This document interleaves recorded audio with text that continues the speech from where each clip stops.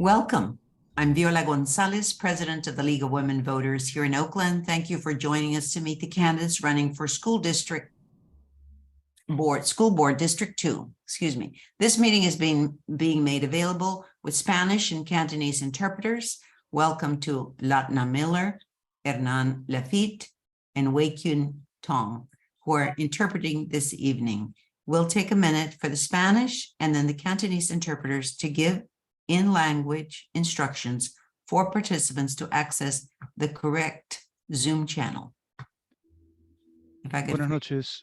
Para acceder al canal español, por favor, si está en una computadora, hacer clic en el icono del globito, luego seleccionar interpretación y español. Si está en un teléfono celular o una tableta, hacer clic en el icono de los tres puntitos y luego seleccionar interpretación y el canal español. Muchas gracias. Thank you. Thank you. Mr. Tong? 係，大家好。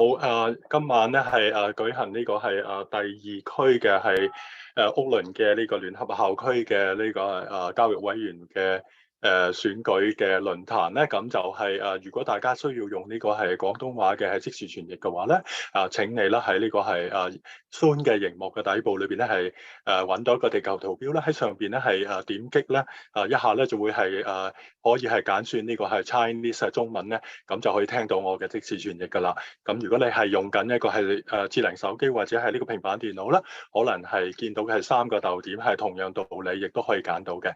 好感謝係有呢個機會同大家服務。Thank you. Bye bye. Thank you. School board directors are elected to work as a team with the superintendent to ensure students have access to a quality education. They set direction, adopt and monitor a budget, oversee the superintendent, and advocate for children, the school district, and public schools. The League applies a few simple rules to be sure you get balanced information and all the candidates are heard equally. The League always seeks ways to give the community a voice, so the audience was invited to send questions in advance. Those questions have been sorted by a team of League leaders. However, our candidates do not get the questions in advance. This evening, it's my pleasure to introduce our moderator, who is going to run the program this evening, Deborah Scheffler, immediate past president of our Oakland League, a respected League leader. She also serves as editor of our newsletter bulletin, and she'll take it from here. Thank you, Deborah. Thank you, Viola. Just quickly, let me remind the candidates of some key ground rules. First of all, each candidate will be invited to make a 1.5-minute opening statement. For each question, the candidate will have 1.5 minutes to answer. We'll switch up the order so you'll take turns answering the question first. The order has been chosen randomly. To keep the discussion flowing, candidates will be expected to keep answers to 1.5 minutes. Yes, you'll be timed, and the timer clock can be seen by all. As moderator, I might have to cut you off so we can stick to a schedule, but nothing personal. Welcome to our 3 candidates for School Board District 2. They are Jennifer L. Bruhard, David Kakashiba, and Maximo Orozco. I will now invite each of these candidates to make a 1.5-minute opening statement, starting with Max, Mr. Orozco. Hi, everyone. My name is Maximino Orozco, better known as Max Orozco. I'm a resident of Oakland for over 18 years. I'm a parent of La Escuelita, and also I have another child at Markham Elementary. My son I have a child that is a first generation that graduated from La Escuelita Elementary, and now he has graduated also from Oak Tech. I've been involved in this school closures this year, where my passion got stronger after seeing how our children were attacked, how our Black and brown communities were being targeted, how privatizers are coming into and taking over our public schools, public resources. And I want to be the voice of that community that it is afraid of speaking or that feels that the district and the boards are not listening to them. I want to be able to represent all those families, all of those communities, not just on District 2, but all the rest of the districts here in Oakland.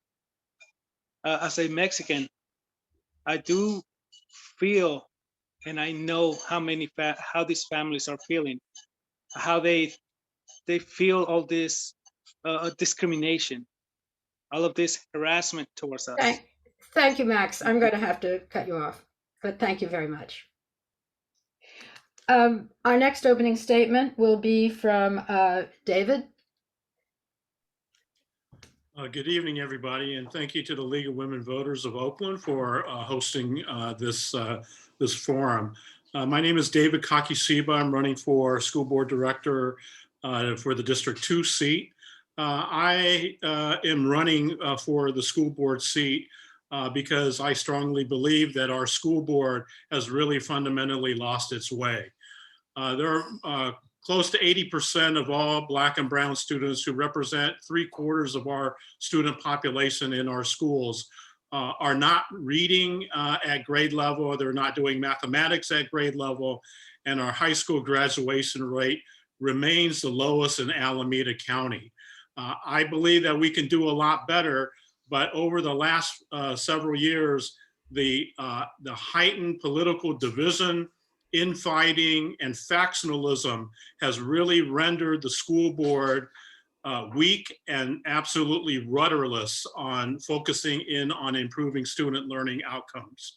I hope to be on the board to advance a couple of major changes in how the school operates, some moving from looking at a lot of business operations, but be focused on overseeing school performance, and then to reform our parcel taxes that we spend collectively $33 million to the school district with very little outcome.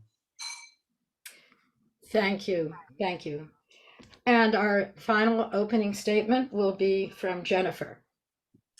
Hi, thank you for having us tonight. I really appreciate the opportunity. My name is Jennifer Brohard, and I'm running for District 2's school board director. Sorry. I've been involved in the district for over 35 years. I have 3 grown kids who went through Oakland schools and a grandchild who went through them. I'm a recently retired public school teacher, retiring from La Escuelita, where Max was, and seeing the firsthand impact of school closures on our families, educators, and students was pretty devastating.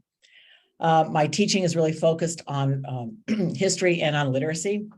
And I also agree that we need to look at our student achievement, but I think that's a little bit different. I like to see that many of our students have been through a number of reading programs in their elementary school years. I'd like to see our curriculum stabilized. I'm a union activist. I've been a member of the OEA and elected to the e-board several times, and I've been a site rep. When I'm elected to the school board, I want to first invest in academic and social emotional outcomes for all our students. Second, I want to fully fund our community schools to support students and families and to stop school closures. And third, I think we need to rebuild the trust through engagement between the board and the community. All Oakland students deserve schools that are fully funded to ensure the academic and social emotional success for every student. We must listen to student, parent, teacher, and educator and staff voices at each site. And we need to do a needs assessment on every site, from early childhood to high school, middle schools, and adult ed centers, to find out what parents, students, teachers, and educators want. Thank you. Thank you. Thank you very much. All right, now we're going to start with the questions. And for the very first question, we'll start again with Max. And the question is, I'm just going to have it once, and then we'll go through the candidates. How do you envision your role on the school board? What particular strengths and skills will you bring to the board? Max? Well, for one, I'm a parent. I'm involved on my children's schools, not just in La Escuelita, but also in Markham. So I get 2 different districts. I get different views on how this goes. So I am in contact with the community. I want to be able to talk to the to bring what the community says, bring it out to the board and make the necessary changes that the community wants and needs. So I'm a person that likes to follow up on what it says. I've been taught that your word is the only thing that you have and the only thing that you will be remembered for. So everything that I promise and that I say that I am gonna do, that's exactly what I'm gonna be sticking to. And I do, if there was a time where I could not do it, I want people to remind me of what I have promised so I could keep that in mind. And like always, my target, it is education for our children. I want to help the teachers to have a better salary. I want to be able to bring some programs into the district and maintain the programs that we already have. That way, our education will exceed other districts. That way, Oakland could be an example for the whole state, and if possible, for the whole country. Thank you. Thank you. And next, let's go to Jennifer. So I envision my role in the school board. One, I think we have an opportunity to elect a number of progressive candidates. And I believe that in that strength in numbers, we'll be able to make some changes on the school board. With this past school board, we weren't able to do that, having only 2 votes who were more progressive. So I think that strength in numbers to me is really important. Collaborating with 3 other women that I'm running with, 2 other women that I'm running with, has been important as well. So I believe that as a union activist, I have really learned to collaborate. I have learned to work with a number of different people. I have been a site rep and had to work out grievances. I've had to look at the contract. I've had to look at our bargaining contract as a member of the e-board. So I've had a lot of opportunities to collaborate both with teachers and administrators in that role. To me, my main focus is really on curriculum, and that is my thing. I'm a teacher.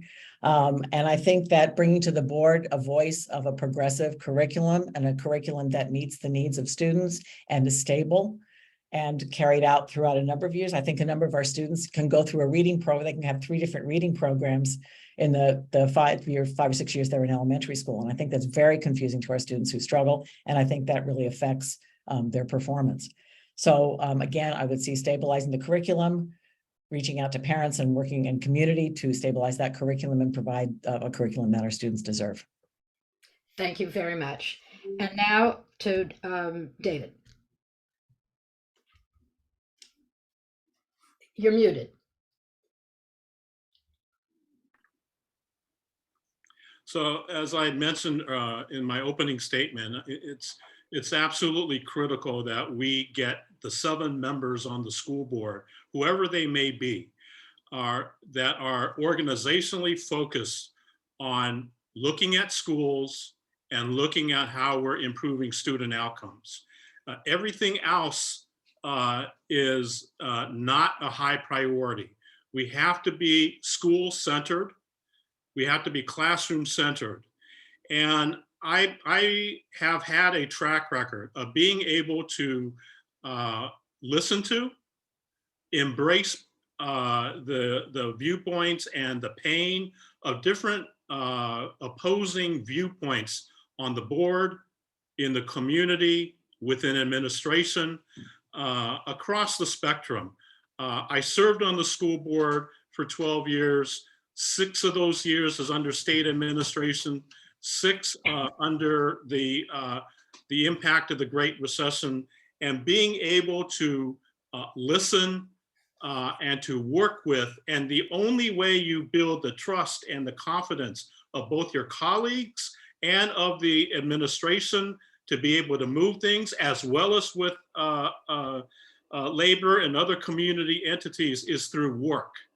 It's not about words. It is about doing work and working together and testing your reliability in the heat of Thank you. Practice. I'm sorry. Okay, thank you very much. Thank you. All right, let's move on to question 2. So question 2 is, the school board has proposed to close schools, citing declining enrollment and aging buildings. How do you propose to work with all stakeholders to resolve the school closures issue?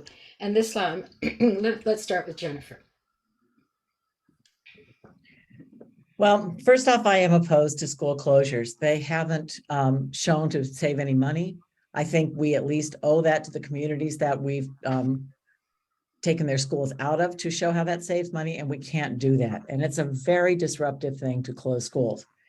As I've been canvassing, I hear lots of different arguments in favor of closing them and we need to cut back and all these kinds of things. But having gone through it, it's a very devastating thing to go through. And I think that our students are told to go to different schools. Teachers are reapplying for other jobs. Everything is kind of thrown into chaos, really. I think when you take a school like Parker and you close that school and you tell the community there is no school in your community, that's just wrong. And that really is telling kids and their families that they don't matter. So I am completely opposed to school closures, and I will continue to be that. And I realize I may lose some battles on that too as we get on the school board, but I will always oppose school closures. I think we have to look at other ways. We have to look first at what the classroom needs are, and then cut from there. So I think we have a very deficit kind of outlook. And sometimes, I think another thing with the school board is to understand, there has to be some consensus about where we're at with the deficit. You could be in a deficit in one meeting and you could be having, more money in another. You could pay off the debt in one and not in the other. So we have to be clear on our budget. Thank you. Thank you very much. All right, our next respondee will be Max. Well, we have to remember we are not on a deficit. Even on the last year school board meeting, we were over 80 million over budget. We had extra money. This year we have a lot more money coming in, quite a few more millions. So that is a lie that we are short on money. Second, I oppose closing schools. As President Yi said one time, closing La Escuelita Middle School to save $33,000, that is not acceptable. We cannot close the schools. We hurt the families every single time we close a school. So that has to stop. We do have extremely highly paid administration. Those are the areas that we have to look at, because the current board continues to approve the hiring of more officials. So we have to put a stop to that. We have to bring that money back into the schools. And I will always say it, we need to keep our students in their classrooms, and we have to bring a better salary for our teachers. That way they will stay in Oakland and they will continue to teach our students. Thank you. Max, thank you. And finally, can we hear from David on this question? Yes. So when I was on the school board, I voted to close 5 schools, and on the basis we were in the midst of the Great Recession, where Oakland Unified, as well as school districts all around California, that their revenues were reduced by close to 25%. And the closing of schools was seen as a way to help to balance budget and to maintain compensation and staffing, stable at all of our schools. However, my experience in seeing the aftermath of that decision and seeing what has transpired over the last 8 years is that I would agree with Jennifer. I have not seen those savings materialize. And we have the school district, I analogize to the Winchester Mystery House, where district administration, we continue to build and hire and grow different offices and departments, but not aligned to how does that help classroom teachers advance student learning and student achievement. And I think that is the starting point for any discussion. I oppose the last round of school closures. And I've David, I'm expressed going to have to cut you off. Thank you. Thank you. Let's move on to question number 3. Excuse me. What actions or strategies should OUSD take to address chronic truancy due to COVID or other reasons? And David, let's start with you this time. So a couple of things. One is that I don't believe our schools are well managed. And so I think the message that regular school attendance is a positive message that needs to emanate from every single school, that has to be led by the principal, has to be reinforced by classroom teachers. And we have to have a system at every single school to monitor school attendance and to be and provide early interventions. There are a lot of reasons why there is a high chronic absenteeism. It dramatically increased last year, but I think that was largely due to the quarantine protocols that the school district had around COVID-19.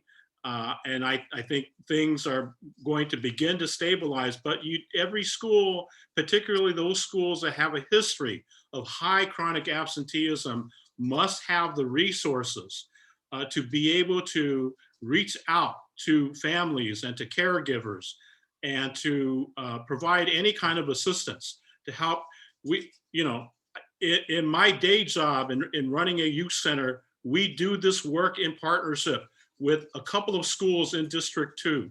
And there are a lot of real life challenges that families and caregivers face that does interrupt school attendance. Thank you very much, David. Same question, Jennifer.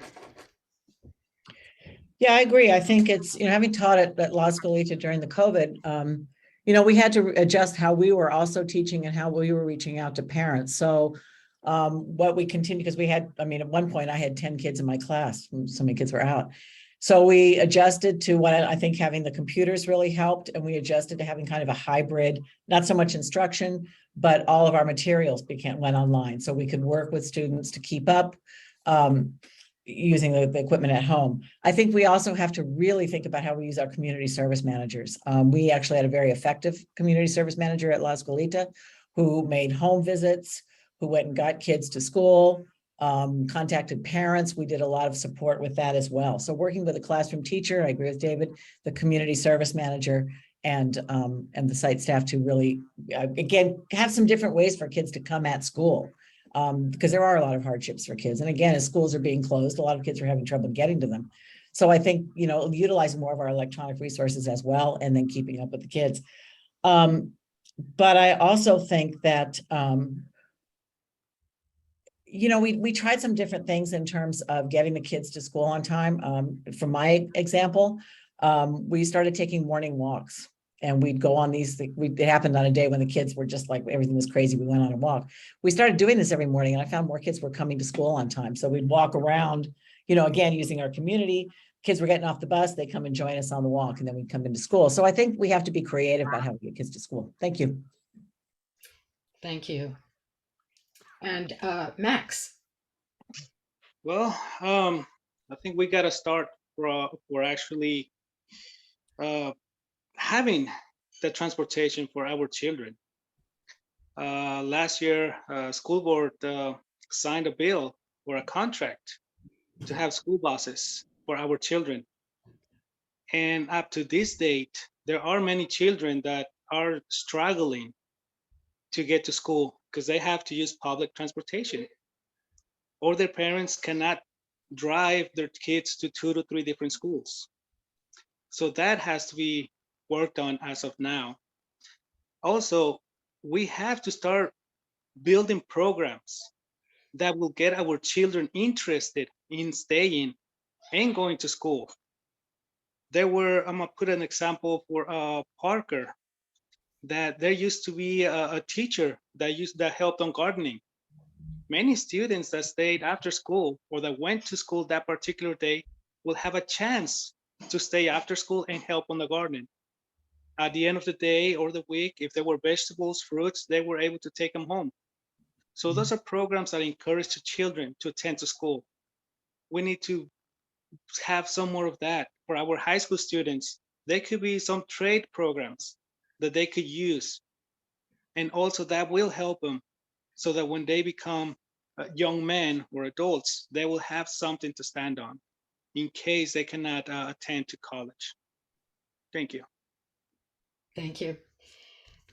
And same question over to David. Oh, I answered it. I think I was first. This is, have I gotten, this is the question about truancy? Yes. Oh, okay. Sorry about that. Jennifer? I answered it too. Oh, okay. Thank you. Sorry, I got my questions a little confused here. Let's move on to the next question. What will you do to advocate for, build, and ensure that Oakland can become a model for student civic engagement? And let's start with you, Max.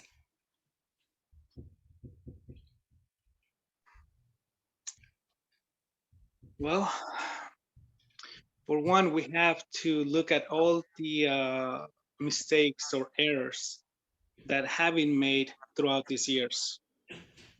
We have to start correcting them.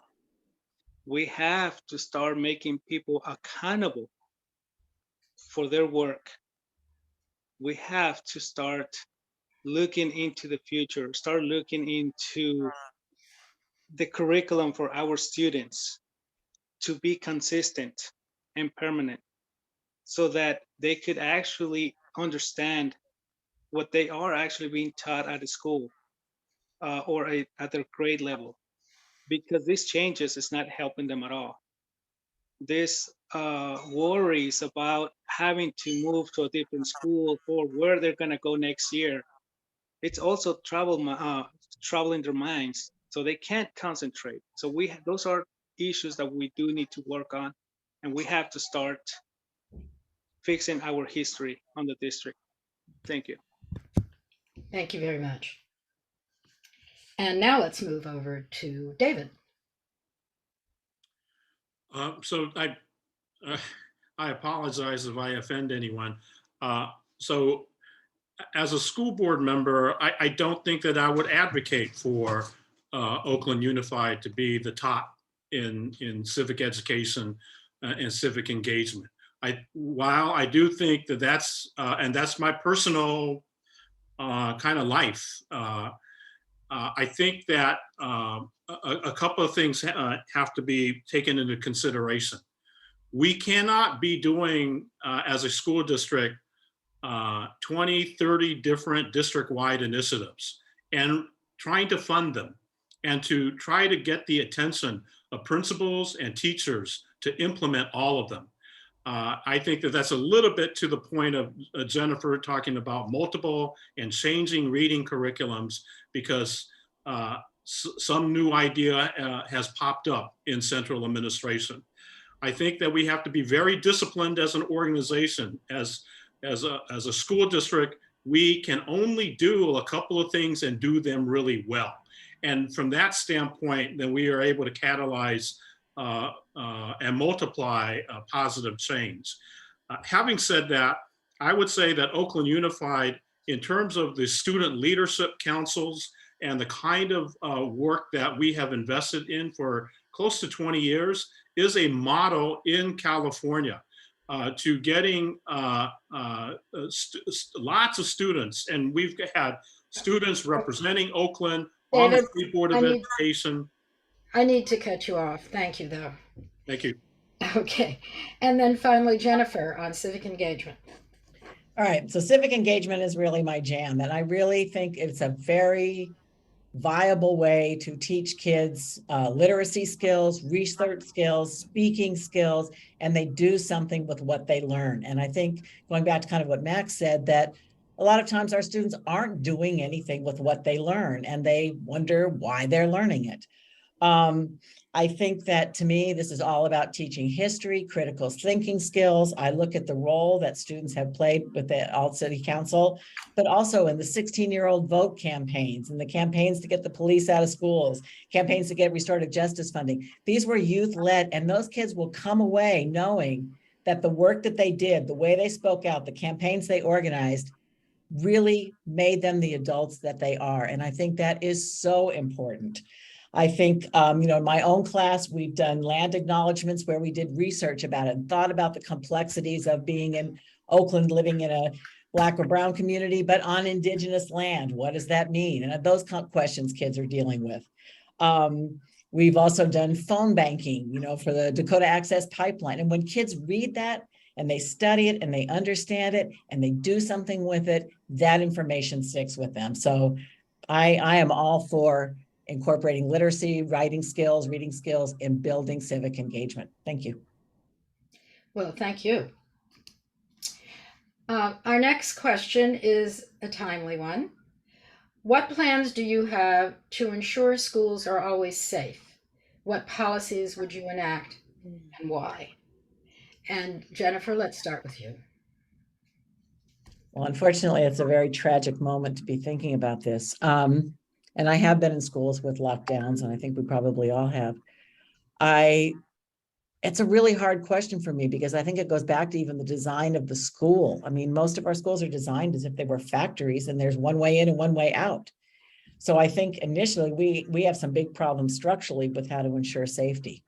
I think that we have some big problems, I think, working with the city in a lot of ways to ensure that our communities around our schools are viable and are supportive of families in the community as well. I mean, we're part of that the schools are part of that community.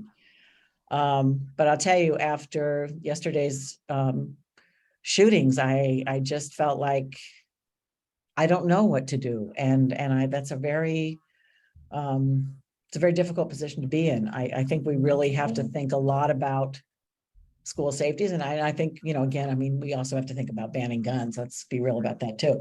But I think our schools really are not necessarily designed to provide our children with a safe environment, or our teachers and our staff as well. But I will say, I had experience at La Escuelita last year, and we had a lockdown, and our principal handled it really well. I mean, he called in the restorative justice, the community keepers, and we need to improve that. It didn't quite work, but anyway, thank you. Thank you very much, Jennifer. And now let's go to Max, please. Well, it is a very delicate question, but I think we do have to start with training our personnel at the schools. We have to inform them that when they see something, they have to speak up. We have to bring that out to our students as well, not to be afraid to speak up. Because what we saw yesterday, we know the children saw this gun before this attack happened. We saw last month, the other shooting that happened, students knew about it as well. They've seen the guns. Nobody said anything. We had an issue at Markham where the students informed the teacher of the harassment. Unfortunately, the teacher did not communicate that to the principal. So those are things that we have to work on. We have to get the students, the teachers, the principals to be able to communicate, to have like a safe word where that will bring the attention of the needed personnel. But we also have to work together with the city. If we see something at the school, we have to be able to present that to the police or to the city, and they have to act accordingly. But they also have to be trained to talk and to deal with the students, because it is not the same dealing with a student than dealing with an adult that has other problems. We have also many students that have special needs. So, okay, Max, I think I need to cut you off. Thank you. And finally, David. So I think at the outset, I think it's, at least for me, I would say that in the main, our schools are safe. It's safe for the vast majority of young people and for the vast majority of the professionals working in the building. Having said that, there are important things that we need to be doing as schools and as school districts. We need to have, first of all, we cannot call ourselves a community school district when we are in many ways kind of isolated from the neighborhoods and the families in which our students are coming from. And we have to be in good relationship with more and more of the families that we are working with and are serving in our schools. Second, that issues around where we assign students, particularly in situations where we are aware of high risk situations of enrolling a student in one side of town, particularly among high school students in one side of town versus another, that would actually set a match to a haystack. And we have to be very aware and very cognizant about the kinds of decisions that we make around those kinds of things. Thank you very much, David. And I think we have time for one last question. So I'd like to, the last question is, if you are not elected, what would you do to try to help work on ideas or issues that are important to you, of course, in the school area? And David, can we start with you?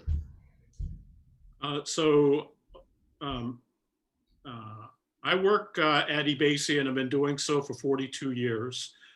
We are a nonprofit youth development organization that works with 2,500 Oakland young people from Chinatown to the Fruitvale. And we work with every single neighborhood school there. And we do a lot of work around violence prevention and intervention. I will continue to be doing that work, whether I win or I lose. Or rather, if I lose, I will continue to do that work.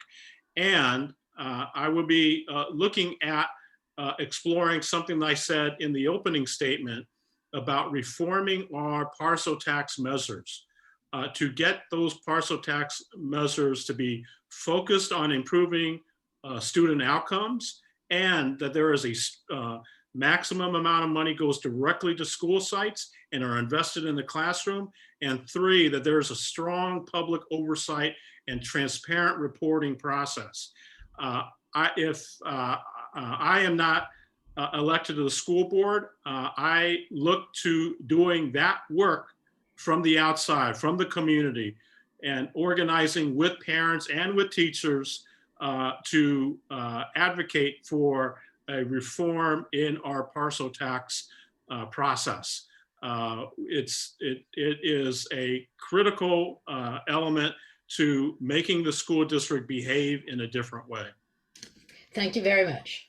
And Jennifer.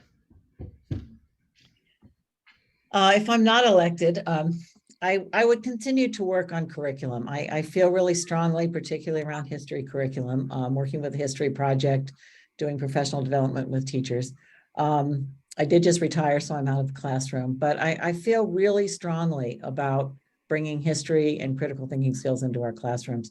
So I would continue that kind of work. I would also continue the work with the OEA and other community organizations to stop school closures and to fight for the schools that our students deserve.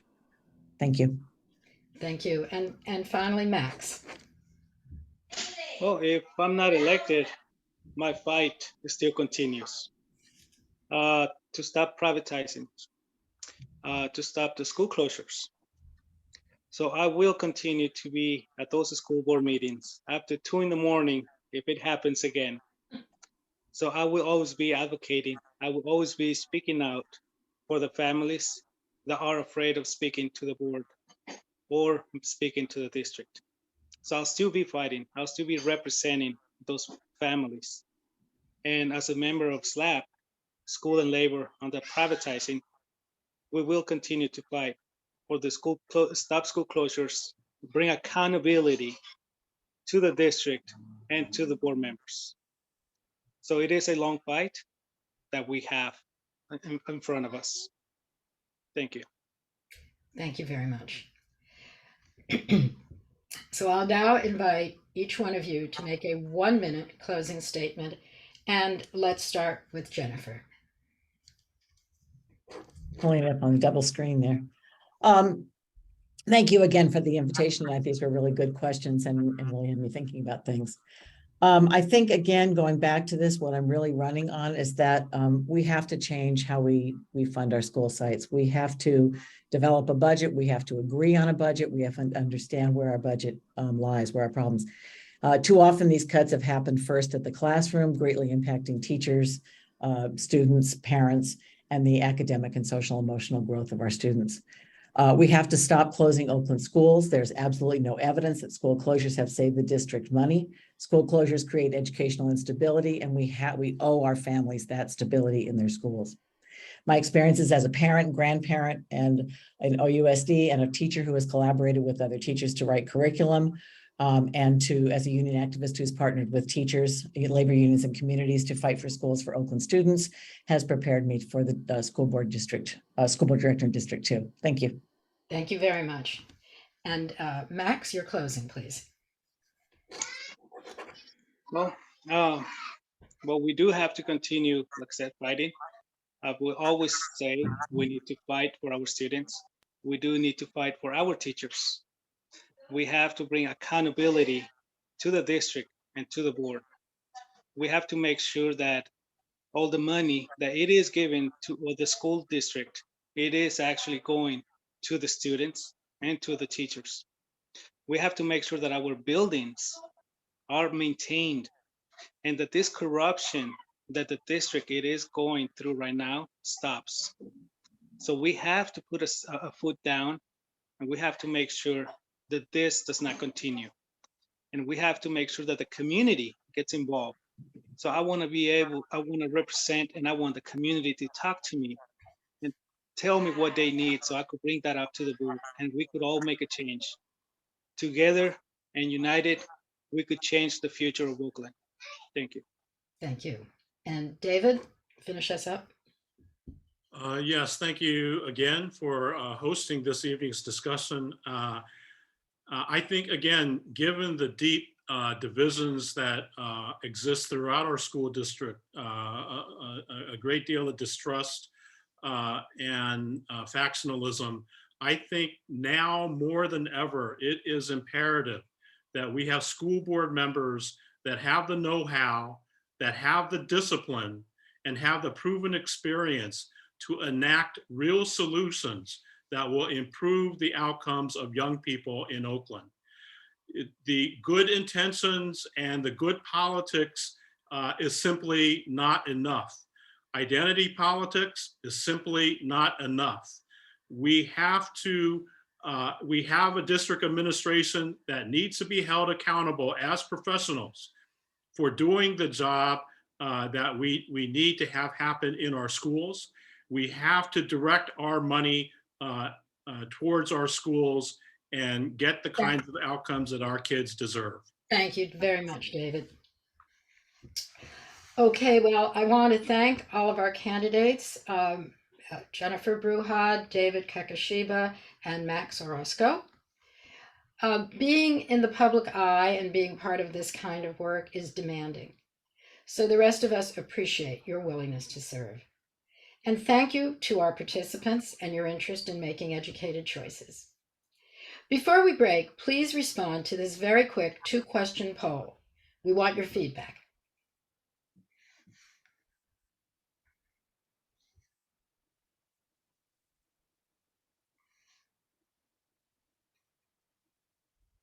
Are we good? Can somebody tell me are we ready to go back? Yes. Okay, thanks. Please visit our website at lwvoakland.org for information about our regular and expanded services for the election. Tonight's recorded program will be on our website in 3 languages and available on many platforms, including KTOP and YouTube. A ballot is being mailed to every voter starting October 10. Registration and voting links are also on our website. And when you get ready to complete your ballot, please check Voter's Edge, which gives all the background information, candidates, and ballot measures just for your individualized ballot. This is a great project of the League of Women Voters in collaboration with tech volunteers at MapLight. And a final reminder, the League of Women Voters does the hands-on work of defending democracy year-round. We hope you'll join us. This ends our program. Thank you and good evening.